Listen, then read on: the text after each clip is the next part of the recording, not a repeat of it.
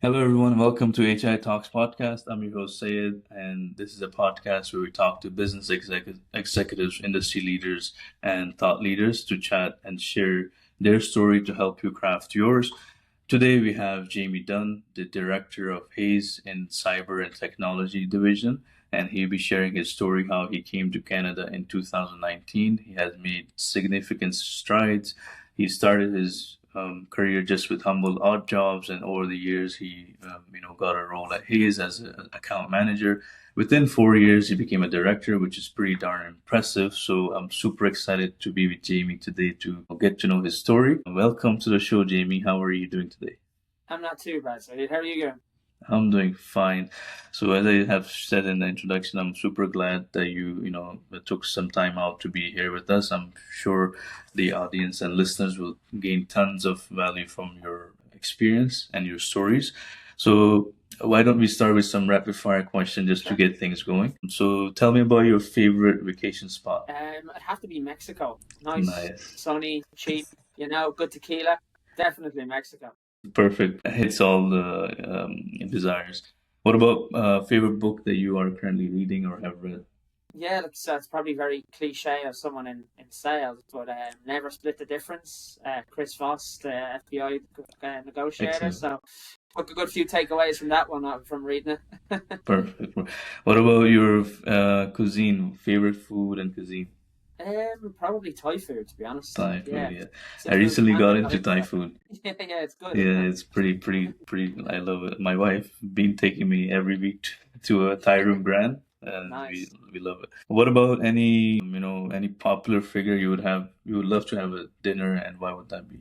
Yeah, I struggled with this one because I'd like to go with Roy Keane. I know like a lot of people listening here probably won't know who that is, but he's a former Irish international soccer player. But Yeah, and the reason I just think he'd be good fun to go out for dinner with and have a few drinks. To be quite honest with you, like yeah.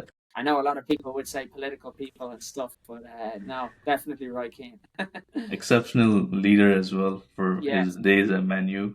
exactly. I'm a big fan of Manu, so I follow him throughout. So yeah, no, perfect, good. I think that's I would probably say the same thing. So yeah, no, let's dive into your story. So I was, when I was doing research, I saw a pretty impressive start in your career. You were in Irish Defense Forces. So tell us about that little bit. How did your experience there shape your approach, who you are today? What were your learnings there? Yeah, like the honestly, it was probably the making of me. To be quite honest with you, it helped me grow up, it helped me mature. It gets you out of family home, which a lot of parents would be very happy to get their kids out of home sooner rather than later. So, but yeah, like it definitely it helps you mature so much. You go away, you're away from your family for 6 months at a time. You're training with a group of lads, girls that you just form a bond with you need to make relationships with these people because like these are your family for the next 6 8 months, whatever it might be, whether you're overseas in training, whatever it is. But yeah, no, definitely it teaches you to succeed in any sort of environment. That's what the army is all about. They drop you into kind of unknown territories, and then they're saying, look, we've given you the tools to survive, so go and survive. And I feel like that's definitely been pivotal to kind of relocating to Canada, being dropped in an environment I've never been to, and then sort of just figuring out as I went along, to be quite honest with you. When was this was your early 20s, or when were you in Irish Defense Like Force? like probably early mid teens, like Mid-teen. 17. Wow, that's Yeah, crazy. so kind of fresh out of school, straight in, thought about the university path, applied for a couple of universities to do engineering and stuff like that, and then I realised that I didn't really like engineering too much, to be quite honest with you. But yeah, now I went into the army, then ended up finishing off kind of the education aspect of what the army entails, and yeah, it was great. It was, as I said, it just helps you grow Yeah. up so much, and it gives you the tools to do do a lot with your life. It makes you more personable, a bit more outgoing, and then yeah, it keeps you healthy and fit as well. I will say that's another perk of the job. Yeah, I feel like these type of, especially if you go in army, it probably gets you. It's hard, but it gets you shortcut to life. Like skills that you learn in your Exactly. 20s, you just learn them quickly within. in your teens and maybe touching 20s, where other people Yeah, would be like, because they're not put in such a, because it's designed to be hard, and your brain can tends to get better and optimize its way on when you face hardship. So pretty impressive. exactly. Which I'll touch on later how this helped you, in your career. But let's start with your Canadian journey. So you Yeah. landed in 2019. Let's go back. This is 2019. You landed. What was in your mind? How did you, plan to conquer this landscape when you landed here? Yeah, it's funny. I actually wasn't gonna go to Canada. Oh wow, I was gonna move to China and teach English. wow, So we could have had a lot of Chinese children running around with an Irish accent, but yeah, we didn't. So where I moved to Canada because it was quite like it was easier to get a visa to kind of than other countries. So came over, landed on I think it was the 10th of May 2019, and then just I actually flew into Hamilton. There was direct flights from Dublin to Hamilton. So my introduction to Canada was Hamilton. So we got the bus straight in, and I was actually staying in a hostel at the time, like just in I think it was like around 18, 20 bed hostel room. There was a lot of other people there that had just relocated from different countries. I notably remember a lot of Australians, people from Asia. So it was, wow. yeah, it was quite good. You just interact with a lot of people there. But in terms of my plan, honestly, I didn't really have one. I came over, I just sort of backed myself to find some work. Like went out every morning. I'd get up. I'm an early riser anyway, but I'd get up, put on a suit, put on a shirt, put on a pair of slacks, and just go handing out resumes. To be quite honest with you, um, until yeah, until until I Until you found land something that some, would be yeah. worried, you know. So yeah, Yeah, no, I remember like for when we came, it was similar experience where me and my friend would just walk into downtown area and just drop in resumes all the yeah, time just to get a call from some store. One of those time he dropped all those resumes, and he found out the phone number he was the one wrong. on the resume, it was a typo, so Oh all God, effort went to waste. But no, this is the one thing that people don't understand. A lot of time, no one really has a plan. That's hmm, and you just go out and just hustle day in and day out. yeah, Which when I talk to newcomers, they're all about thinking, "Oh, this is what I'm gonna do." Like they do less of action than a lot of planning and all that stuff, yeah, which sometimes demotivates you because if you're not putting some actions to just go out there and put resume like you have done. You yeah. won't get confidence. You won't get results. So which is pretty impressive. And then I think you started doing odd jobs. How was that tenure? Like coming from I guess a better life in Ireland, you're probably much more comfortable and starting again with odd jobs and this and that. Like how did you handle that kind of mentally? How were you comfortable with that? And what was your aspiration? Like what kept you going in those days? Yeah, I actually really enjoyed it, to be quite honest with you. Like I was working for this non-for-profit at one point as well, like just looking at military expenditure Mm, during the early days. Was only a contract during the election, so I was looking at that.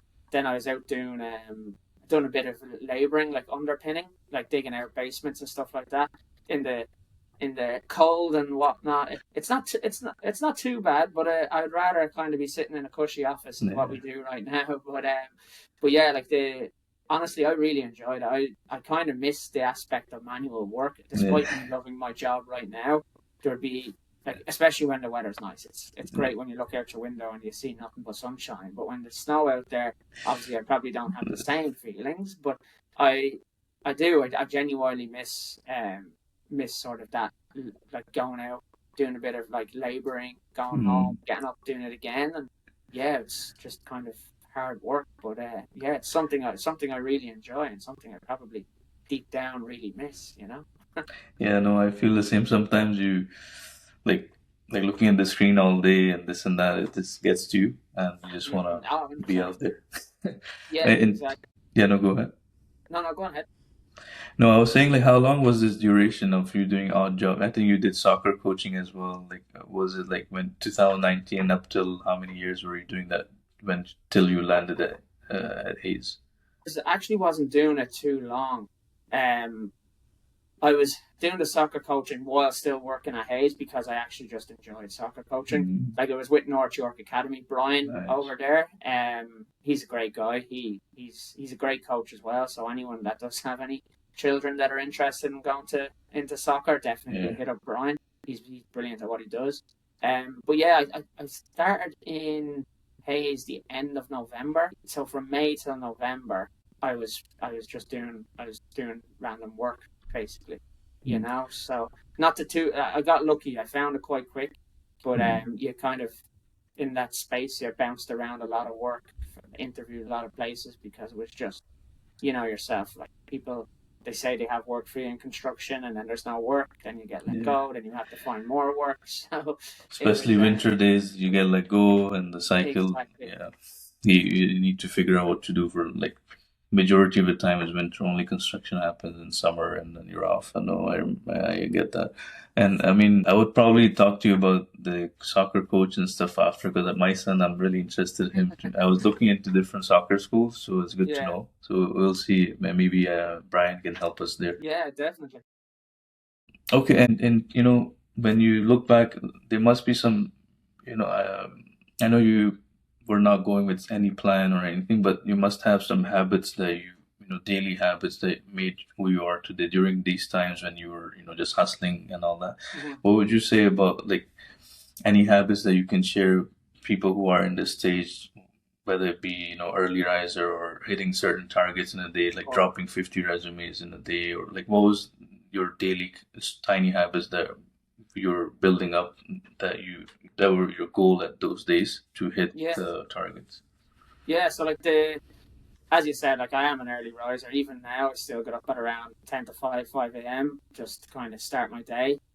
Yeah, like I think people when they first come to Canada and stuff like that, like you're coming over, you're fresh, you've got kind of your bank account is still intact, so you still have all the money that you came over with.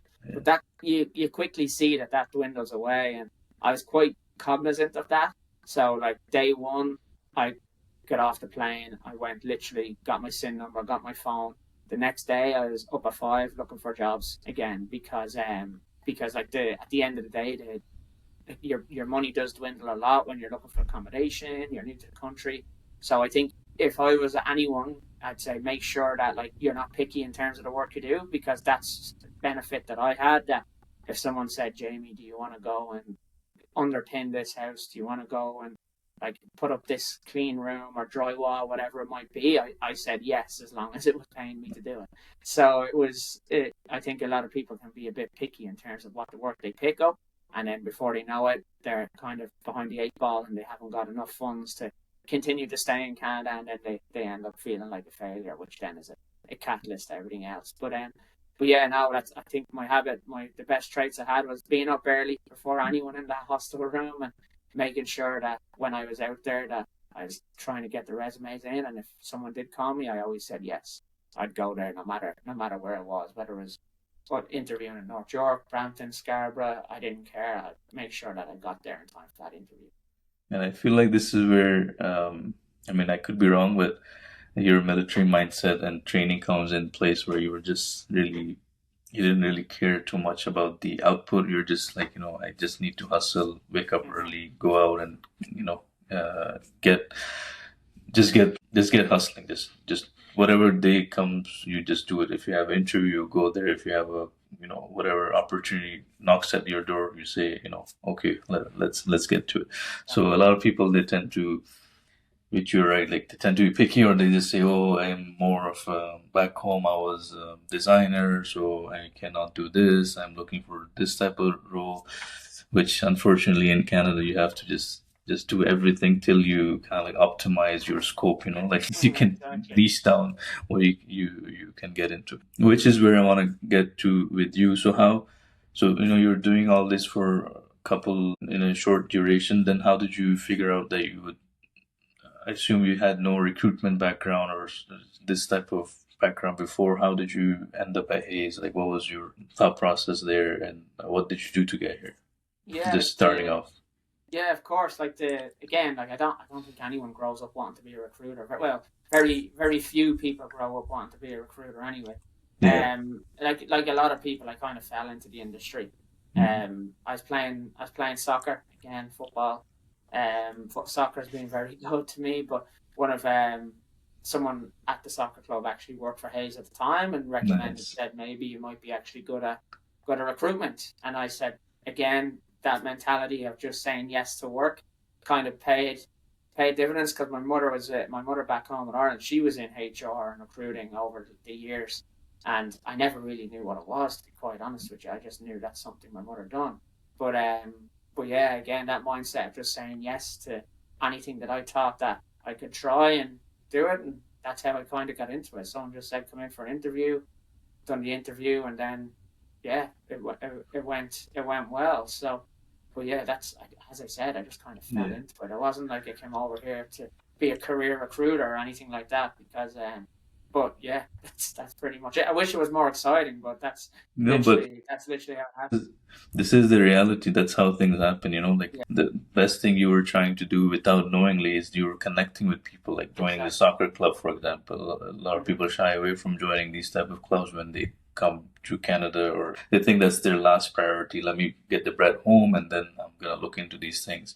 Whereas if you try to mix, your hobbies, you will find people there. You never know who you find at your soccer field or One hundred whatever percent. sport you like, tennis or whatever it is. Yes. So that's a good hack for people. Just connect with as many people as you can. Yeah, Yeah. networking is key. Like And network you in gotta this make space, connections. yeah. You So know you meet people in a soccer pitch. It's different network than going to a networking event, which is exactly. icebreaker. It It's takes more time to organic. build a rapport, yeah. Yeah. And let's switch to sort of like job seekers. I know like nowadays it's been quite a challenge. It's a difficult market for sure for job seekers out there. So I'm gonna ask you a few questions around that area. So Yep. let's start with a starter question. What's your general piece of advice for job seekers today? What should they be doing in order to, get in the roles they want? Yeah, of course. Like, I think where a lot of people kind of fall down at the moment is resume writing. Like, I think people, when they're writing resumes, they put down, they just have this one generic resume that they put towards every single job. And then Yeah, what happens is they're applying to a certain position that requires a certain skill that they know they have, but their resume does not relay that to the recruiter or the hiring manager.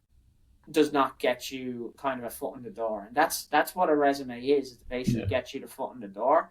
But so find what that unique selling point is. Look at the job descriptions before you apply, because you'd be surprised with the amount of people that we see coming through our applications that clearly have not read the job description. A common trait you see is you advertise a project manager position for an IT project manager, and you get a construction project manager applying for this position because they clearly haven't read the job description. So as a project manager, in that, just to use that job as a sort of an example, you require attention to detail when doing that, because, and if you're not reading that, that doesn't kind of relay, it doesn't encourage then that recruiter or hiring manager to pass your resume on to the right department. It sort of just kind of puts you in a sort of a bad sticky situation. So yeah, like understand the organization that you apply for. So I think a lot of people don't understand what the organizations do before they apply. And that comes back to, it's great to have a template and a generic resume that you can use, but make sure that you're going through the job description, that you're kind of putting in that experience and looking for like what that hiring manager and what that organization looks for in you. And then, of course, I think the most unique selling point is once you're in the room, like at the end of the day, interviewers are human. yeah, Like they want that personal touch. They want people to work with that they get on with.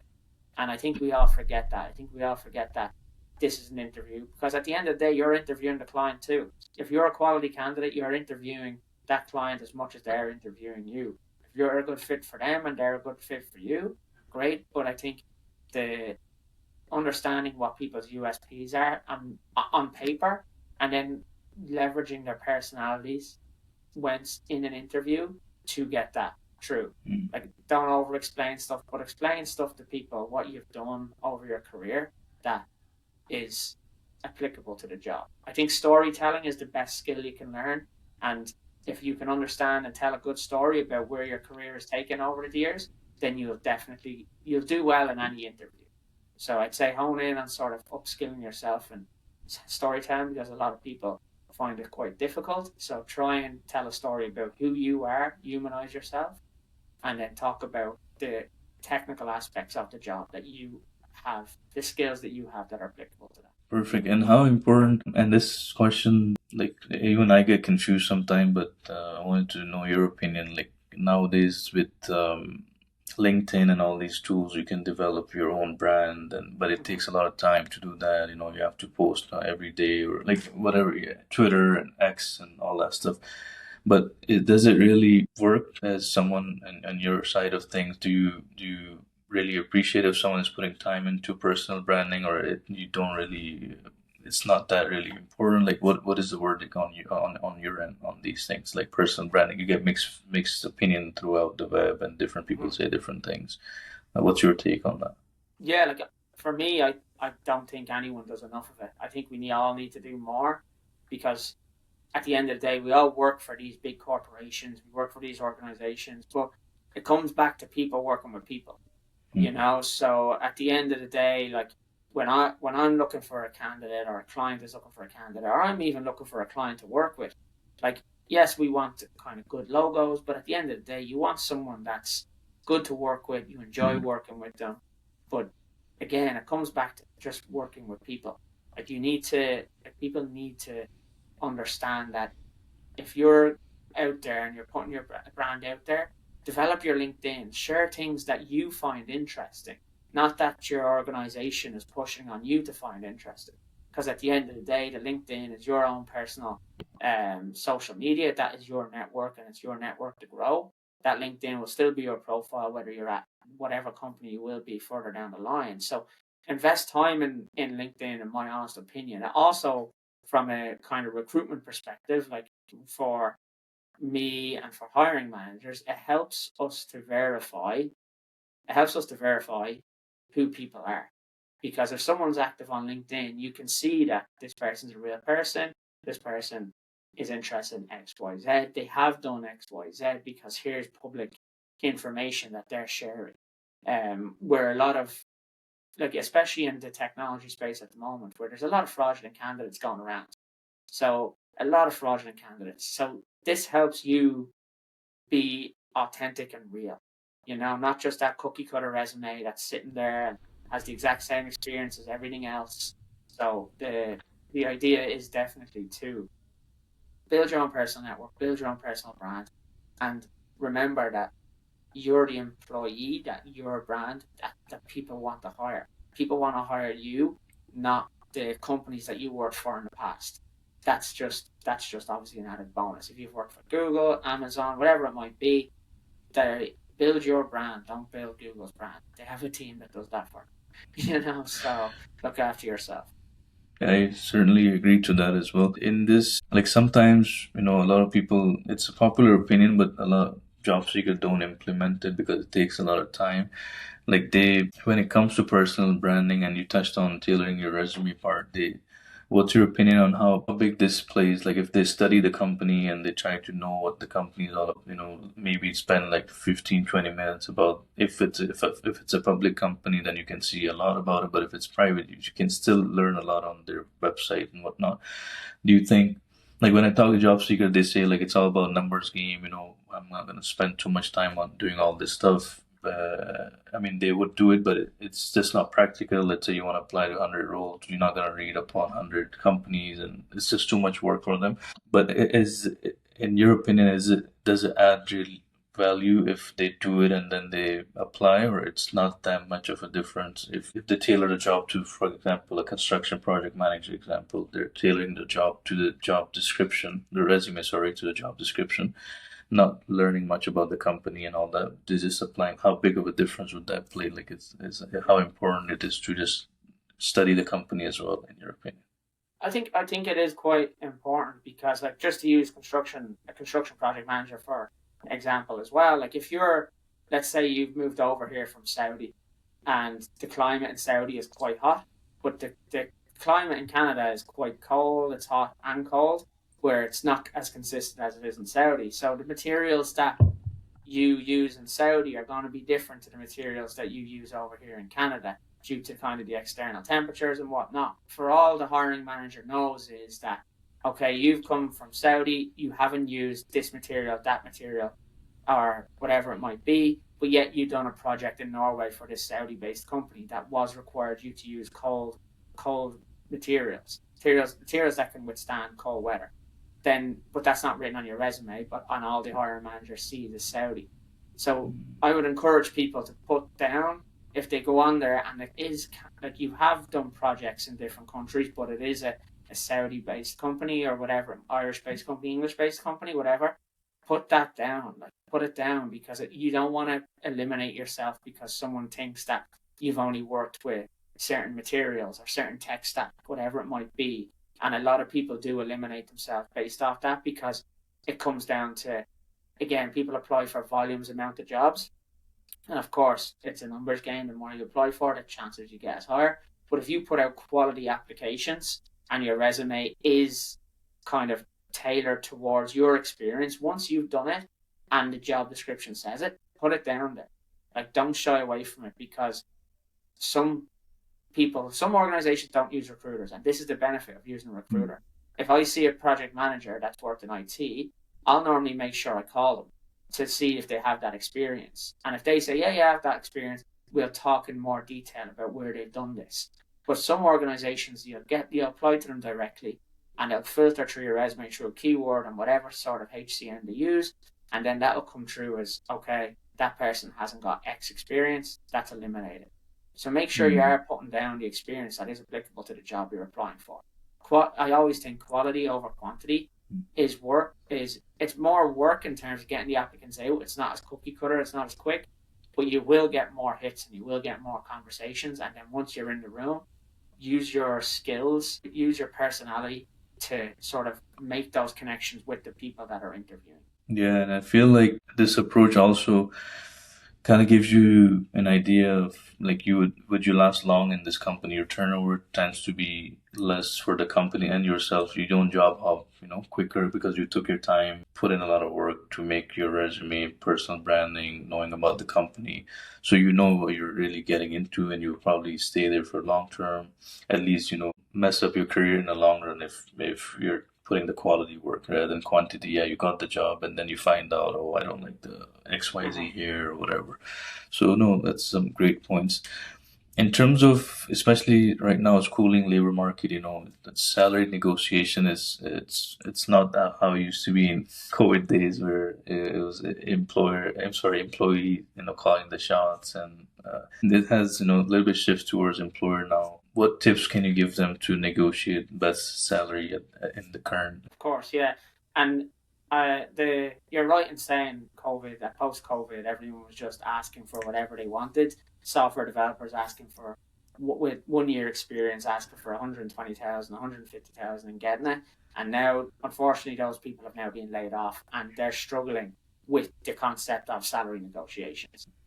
So I always tell people to obviously do your research to see what the market rate is saying. Like, don't undersell yourself, because at the end of the day, I'm still an employee as well. So like during those COVID times when people are asking for whatever, like the people that kind of leveraged that time, like fair play to them, they done it, but now it's starting to come back to bite them a bit. So kind of realign with what your expectations are. Like, be more realistic with yourself. Do some research. Like, usually, like say you're a software developer, you're coming out of university. All the people that you're friends with going through university, the majority of them are probably software developers at other organizations as well. Like, speak to those friends that you have good relationships with. Ask them what their compensation is. Like, compare your skill sets to what's out there in the market and what that market is paying them. Don't go in just because you are getting $120,000 at X company and now that company has laid you off and you've got 2 years experience, but this reputable company is over here is only paying 90. Like, don't, of course you're taking a step back financially, but go in there and understand your worth. Sometimes you have to take a step back to take a step forward. I don't think we'll ever, unfortunately, again, as an employee, will we ever get to those heights of what the post-COVID pay was? I hope so, to fall in line with what the cost of living is. But right now we're not. So make sure you're going in informed with what the market rate is. like what the job description entails. And then when you are negotiating, don't undersell yourself, but don't oversell yourself. Because if you are very expensive and then you can be sort of easily disposable if their work isn't up to scratch. So my advice is just reevaluate what it is your expectations are. Don't aim for something so high that it's going to outprice you against other candidates that are equally as qualified as you, if not. Okay. And I guess it's just about research, make sure you are doing your homework and, before you just don't be like back in the day, just blindly putting offers. I know you shared couple different areas that we see job seekers tend to make a mistake, but if you have to give three most common mistakes job seekers are making right now, given, again, what would that be? I would say what I see quite commonly is that they're applying to too many jobs, and when you call them, they don't know what job they applied for. So understand, like, keep a list and keep a tracking of who you're applying for. Like, understand that you've applied for X company. Understand what that, like, so when someone does call you, then oh yes, I applied for, let's say, Dell, and now they're calling you to discuss the job at Dell.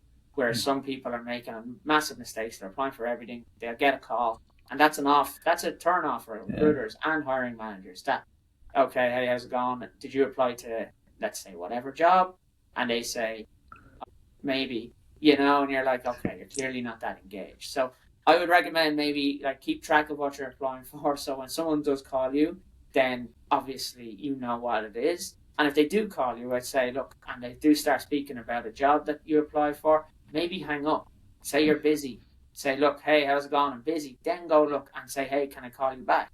Don't try and wing it on the phone. I know the excitement can take over, but don't try and wing it on the phone. Hang up, then come back. Because I understand a lot of people, especially new people coming to Canada, they want to get as much of their resumes, as much of themselves out there, as much as they possibly can. And I completely understand that. So, but yeah, and then the other thing I would say is, like, when you are interviewing, I know we're obviously doing this via video now, but you can see how you're dressed and how I'm dressed. Like, we're dressed for work. Don't come on wearing like a baseball hat backwards. Like, make sure that you're dressed professionally, like that you're coming on. A lot of people now are seeing it too casual, and that they're coming on to interviews. And the generation of hiring manager, yes, they are getting younger, but they are still hiring managers out there that show up to work. They only showed up to work in suits growing up, and that's all they've ever done. So make sure that you're dressed. You don't have to wear a suit. You can wear a shirt. Just make sure you're dressed appropriately for interviews. A lot of people are making those mistakes at the moment. And then again, like you mentioned, salary negotiations. People are outpricing themselves massively. Mm-hmm. Like, they are sending their resumes in and they're not understanding what the market rate is paying, because they have been doing a different job for a different amount of time and they just haven't been making money. So they need to realign what their expectations are. Make sure that when you are applying, like, that, it's okay to ask for a bit more, but don't outprice yourself from a job that you want, essentially. So they would be my tips. Like, show up for an interview dressed for work.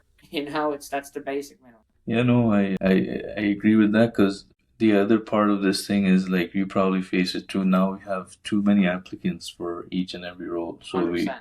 so it's easier for us to disqualify people. I mean, it shouldn't be, but it just makes it a small mistake, and we're like, no, we have to look for someone else. And this includes, like, dressing up is nothing but showing effort that you really want this. Exactly. That's like, I woke up and I took a shower and I'm wearing a suit and all that stuff because I want to show Jamie that the role that he is, I really want to get in.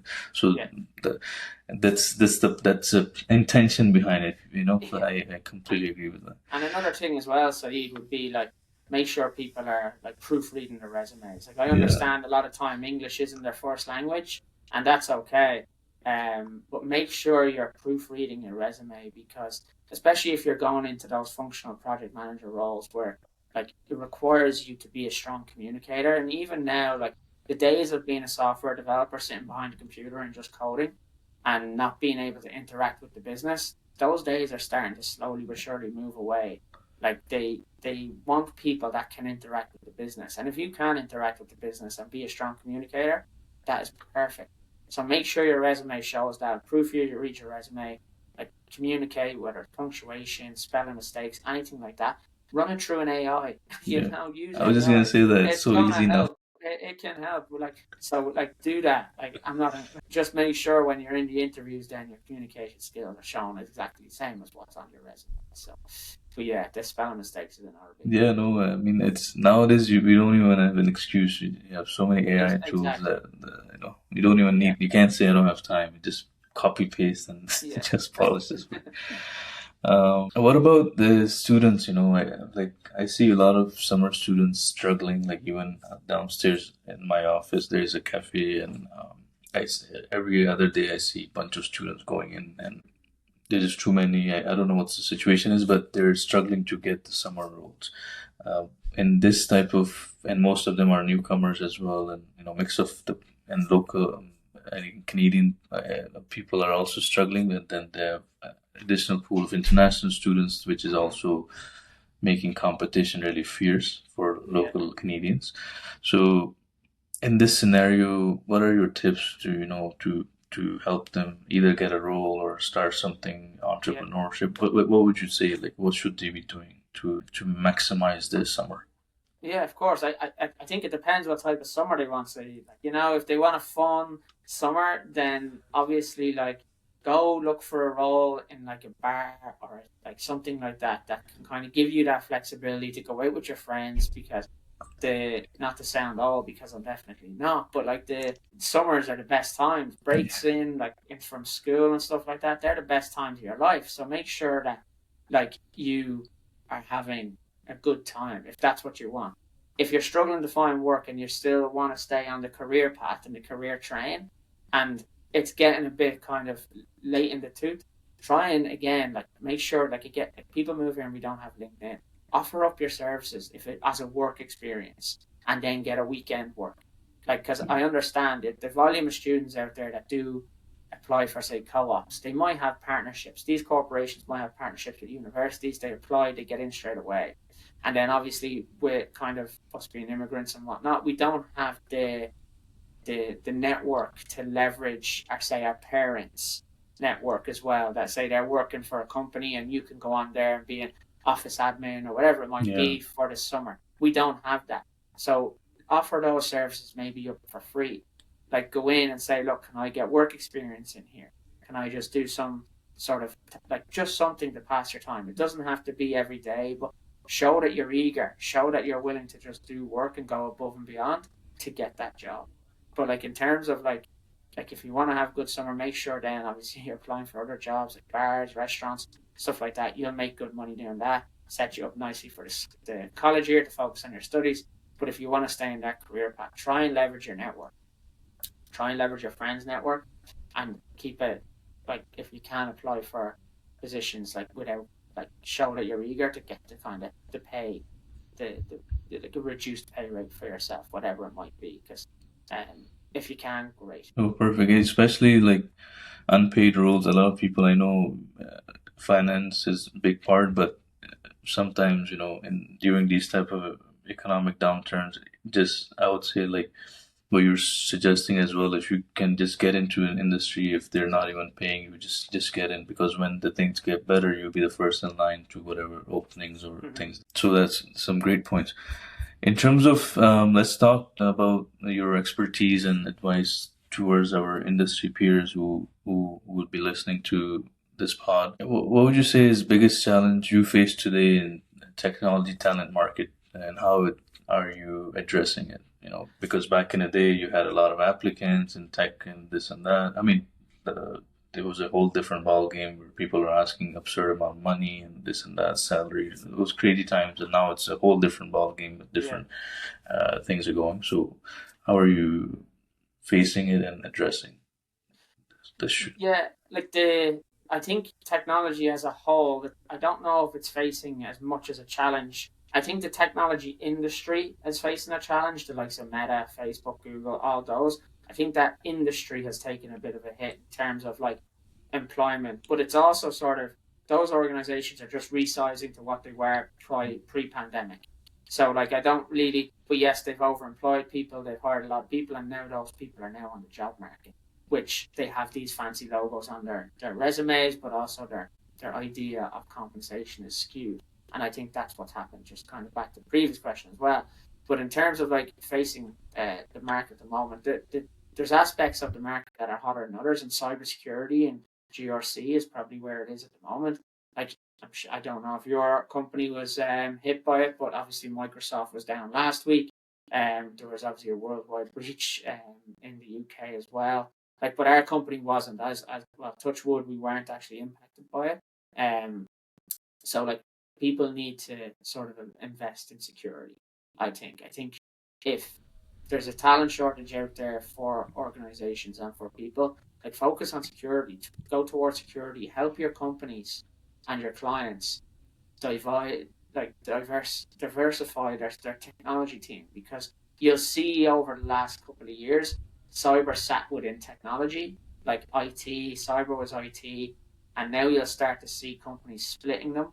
And I've been encouraging a lot of organizations we work with to start setting up their own cybersecurity divisions, because if it's just falling under IT, that IT, it's never, security isn't very rarely going to be the focus in that, especially if you're doing in-house development and there's revenue generating projects in there that are on the development side. But if there's security projects in there, they sometimes fall down because it might not be the shareholders or whoever might be his focus, because it's not revenue generating. It's revenue protecting, of course, but again, people want to make more money. So try and upskill in some element of cybersecurity. That would be a good advice to anyone out there. Understand cybersecurity, how it interacts with the business and how it interacts with the technology team as well. And then obviously with the client aspect, from an organization's aspect, think about how you're going to structure that team. Like, think about how you want to structure your IT division. Do you want IT sitting as its own entity and cyber over here? I would recommend it. And in cyber, you can have governance, risk, and compliance. And within the governance, risk, compliance, obviously, you might even break that down further. You know, you might have IT audit in there. On the cyber side, you might have IAM. So, like, is there going to be one head? So now you can see organizations splitting that out. But I recommend upskilling cybersecurity in any element that you find of interest to you. Fantastic. And in terms of your recruitment strategies, how do you change them according to the job market and economic conditions? What changes, especially in the current market versus pre-COVID, what changes have you made to secure the top talent? Yeah, like to be quite honest with you, like obviously the recruitment market does change with kind of economic factors and stuff like that, but recruitment is always still about the people. Mm. It's always still about the people. So in times when times are tough, I think during the post-pandemic time when every organization was just focused, every recruitment agency and every other organization from a client perspective, we were probably all just focused on working with the clients. Like, we're like, okay, the client needs this, client needs this, client needs that. But at the end of the day, our business is about the candidate. Like, if you don't have a good candidate, you're never going to fix any sort of problem with your client, and then you're going to lose that relationship anyway. So in terms of when the times are down and there's not a lot of businesses out there, make sure you're connecting with your candidates, making sure you're connecting with the people that, like, are open to work, and you just unfortunately don't have anything for them right now. But there might be another agency out there that does. So, like, make sure you're connecting with these people. Make sure you're getting them out in front of your clients. You're kind of saying, look, hey, so he's on the market here. What do you think? Just your expert opinion. Anything along the lines. But again, it's about people. So continue to partner with the candidates. Like, the recruitment strategy was always sort of business development and getting clients in, clients. But in economic downturn, you need to think about your product, and your product is having good candidates. And right now, there's a lot of good candidates on the market that you can take to your clients, and then that will kind of help with the sort of uptake of your business as well. Well, this is a good way to look at it, because most of people in the industry, they tend to, which is amazing because your client pay the company, so that it's natural to think that you would put the client first, which is amazing. We should, but candidates are also equally important in this building a strategy, because as you said, like, it's at the end of the day, they're people. So if you build rapport with them, you build trust with them, and rather than going with, for them also, they have competition, right? They can go with 10, 15, 20 other firms, but if they like working with you, they will end up sticking long term and working with you. Now, personally, you have been promoted to director level within 4 years at Hayes, which is pretty impressive. I always wanted to ask you this since the start of this pod. So, how did you, what do you think that how did you contribute, and what made you to secure this, climb this ladder so Of quickly course. within the 4 years? What were some tips and tricks you can give other folks who are aspiring to get to such heights in their career? Yeah, no, like honestly, it's gonna sound very cliche again. Like it's like an Oscar winning. When someone wins an Oscar, they thank their Thank you family, they for thank much. their friends, they thank everyone. They thank everyone probably but themselves. But honestly, like the reality of it is like the people I had around me at the time when I was hired were absolutely brilliant, and the people I still have around me today, like the mentorship and the leadership and the guidance that they've given me, and they've supported me as well, which is I think is probably the most important thing from a kind of guidance in the right direction. Like we all have our bad days, we all have our good days, but the reality is you like you're only a one man band, and in order to be successful in anything, you need to take people on the journey with you, and people you kind of rely on others above you to take you on the same journey that you hope to take others on.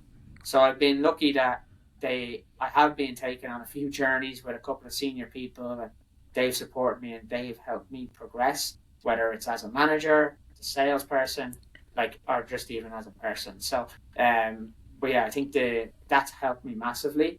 The mentorship around me, and then the sort of kind of the fear of failure as well, I think has sort of helped me get to sort of kind of progress quickly through the ranks. The fear of failure and the lack, the not wanting to go home. I think that's what made me want to really just put the head down and kind of work. Because during the pandemic, we've seen a lot of people, immigrants, Yeah, getting sent home because, well, not sent home, having to go home because yeah, they they had no work and they couldn't afford to sustain their life and they have to go home. So the kind of driven me probably the fear of losing my job. I yeah, actually think it's quite beneficial to have a healthy fear for your job every day.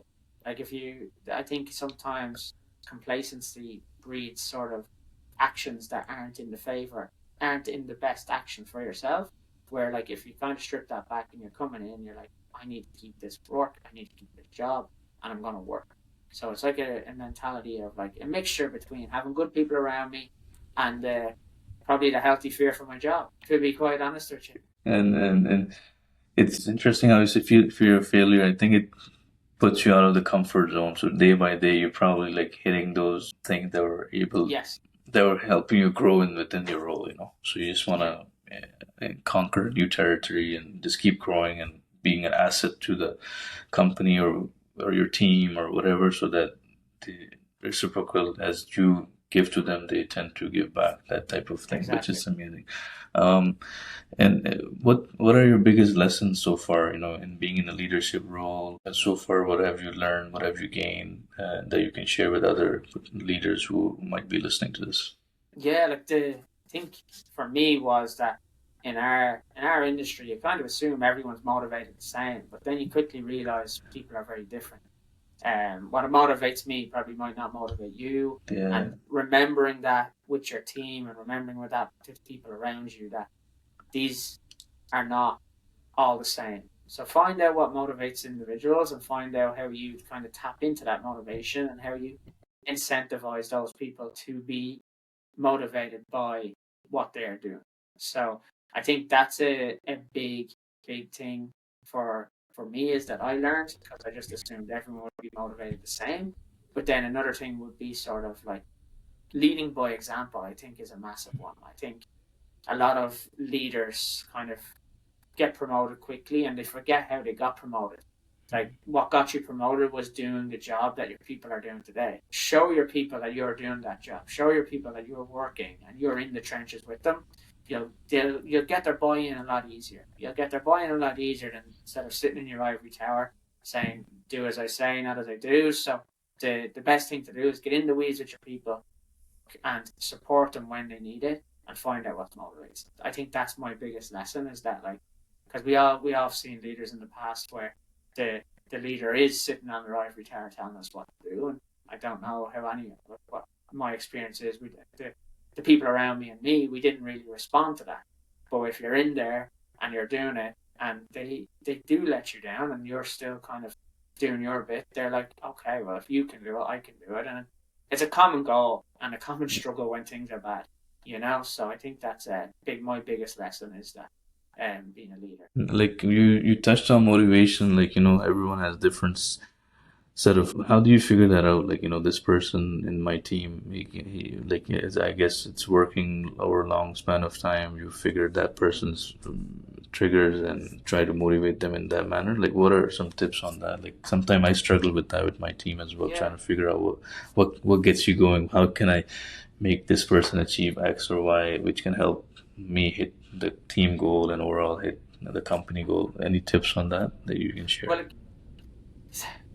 I think the best tip I have is just ask them. Mm. Honestly, just say what motivates you, and you might find that some people might you might get told what they think you want to hear, but Mm. you'll soon find out.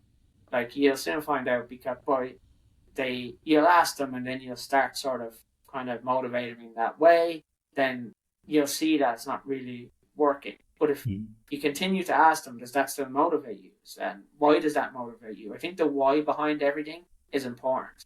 Like, why does, let's say, someone's motivated by finance? Why does Mm. money motivate you? And if they turn around and say, like, oh, well, I just like money, well, that's a valid answer for that person. But if you see that there's a deep seated thing there, like, oh, well, I grew up, I had no money, so now I really want to get money and I want to send money home to my family. Like that's a real that's a The real real. sort of reason to be passionate about money. And then you'll find other people want to pat on the back and congratulations, and that's okay. But like Mm. ask them. Like I don't think managers and leaders we do enough asking. I Mm. don't think we ask That's a people good like one. Yeah. you gotta just ask them. Just say, hey, how's it going? Like, how are you feeling today? Okay. Like, what motivates you today and why? Like, I think the why again. Just Mm. keep asking why, and you'll soon get to the root cause of what motivates people. And you have to peel the onion layers and Exactly. keep There's deep. layers Yeah. below everything, and that comes with the rapport. The rapport Yeah. building with your team is key. Like, and that's when being in the trenches with them helps build that rapport and helps them open up a bit more, and you get more from them and you get that understanding and the deep kind of emotional aspect of what it is that motivates them.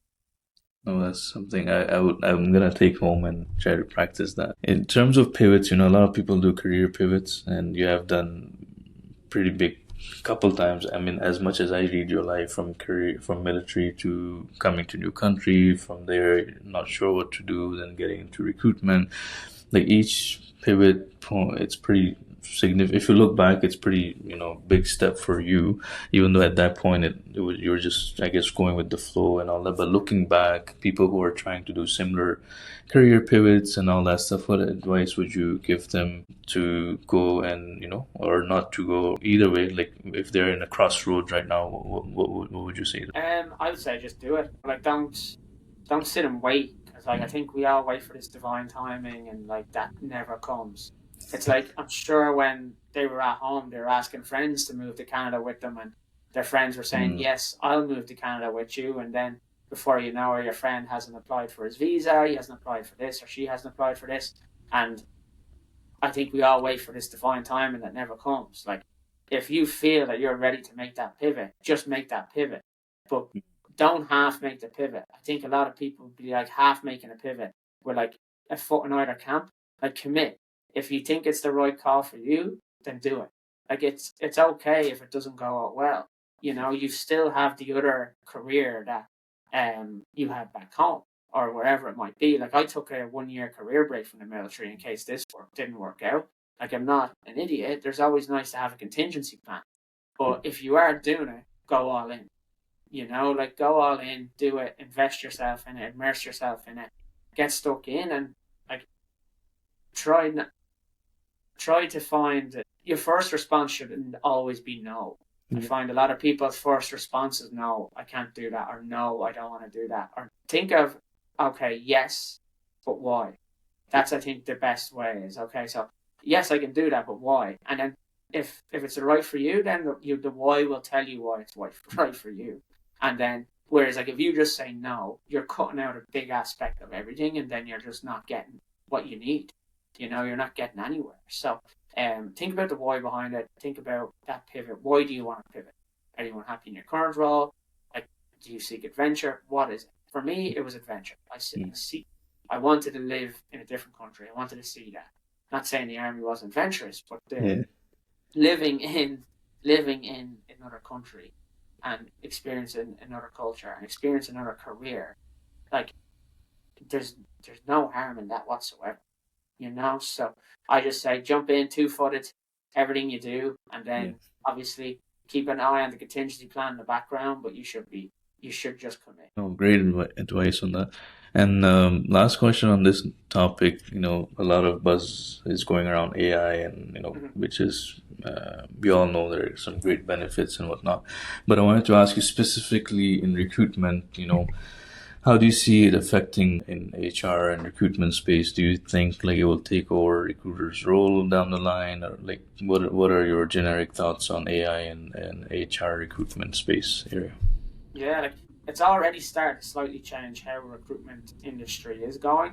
Like Mhm. we've already seen some clients moving to an AI recruitment tool to, Wow. quite honestly, to little success. So the recruitment tool hasn't the AI recruitment tools haven't been working with the clients that we work with as well as, say, a recruiter would. And people might say, oh, he's a recruiter. Of course, he's going to say that. And you're not wrong. But Yeah. the reality of it is the recruitment, again, is about people. Yeah. Like I know McDonald's launched a fully automated restaurant in the US, like fully automated, Yeah. like you didn't interact with one person.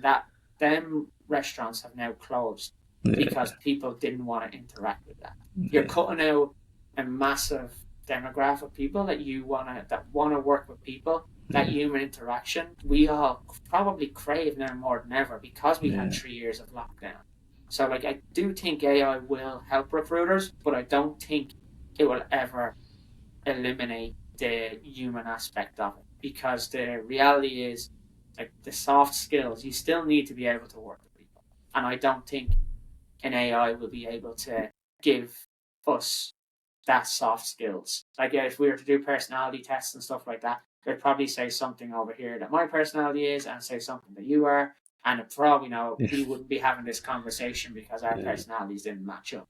So I think it will change it for the better, but I don't think you will ever eliminate that human element of any job. And that's not just recruitment, that's any job. Yeah. I don't think you'll be able to fully eliminate that, especially in a customer facing Yeah. position. People trust people. So we're safe so for now. For now. um, so a little bit on personal reflection. Who has been most influential person for you in your career or life, and what did you learn from that person? Yeah, like career, I'd have to say his name is Sean Byrne. He's our VP of growth at Hayes. Nice. Um, he's he's the person that hired me. He's the person that took a chance and hired me with no corporate experience and no desk experience. So he took a chance there. So, but what I've learned from him is honestly, he's probably the best problem solver I've ever met. Like he's taught me there's more than one way to skin a cat. Where like sometimes everything's very tunnel vision. Yeah. It's this is how you do it, and this is the only way you do it. Whereas Sean has taught me to sort of think outside the box, think of the problem, think of how you solve it. Yeah. But yeah, and that's just one of many things he's taught me. He's yeah, he's been very influential in my career and my career growth. Kind of back to when you asked about the sort of how I've got the progression that I've had. I probably owe a lot to him and his kind of mentorship and his guidance over the last couple of years. He's definitely taught me a lot to be 100% transparent. But yeah, like it's again like you find good people in every organization. Like you have to sort of like appreciate them and understand that like that's where you've kind of learned that. It's easy to kind of reflect and think, no, I done that. And yes, you did, but someone sort of equipped you with the tools, and you just went to build the house. So, it's always good to kind of recognize that. Yeah. Someone like pass the baton to you, and you, Yes. yeah, so you have to know that's whole life you're thankful to those people. Hmm. And on your LinkedIn, I saw one of the recommendation, post by Eric. I think he was ex team member, Yep. and I just want to quote that because I think that's is really important for listeners to know, and especially job people who are looking for a job and struggling and all that stuff. So it says Jamie has been among the hardest working people I have worked with. Despite him being more junior than me, he was a constant source of inspiration, helping me push myself. There's no week that goes by that Jamie is on top of his activity board within short order. He was a top biller across Canada in his vertical, which is crazy to think, given your background, just getting into a role and get your hands dirty. So I wanted to ask you a lot of questions around it, but we need to wrap this up. So if you can share, how do you maintain such a high level of consistency, day in and day out? Especially this, I think I assume at this time you were in biz dev area where you were required to bring in sales for the company Hmm. and whatnot.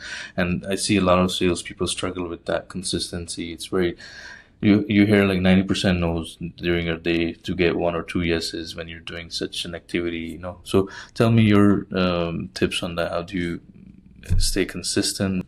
How did you develop this mindset to kind of like be on top of your things, especially in this type of role?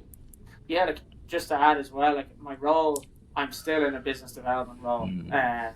so I'm still maintaining that them relationships and actively bringing in business for the organization. So, but I think the key to it is like it's just making sure that you're in every day. Like if like just be consistent, show up every single day. Like we all have our off days. We're all human at the end of the day. So, but you just need to get in there, work, and I don't think you can kind of get a substitution for hard work. You can work smart and smarter, of course you can, but I think if you're in there and you're enjoying what you're doing, you're working hard, the results will come.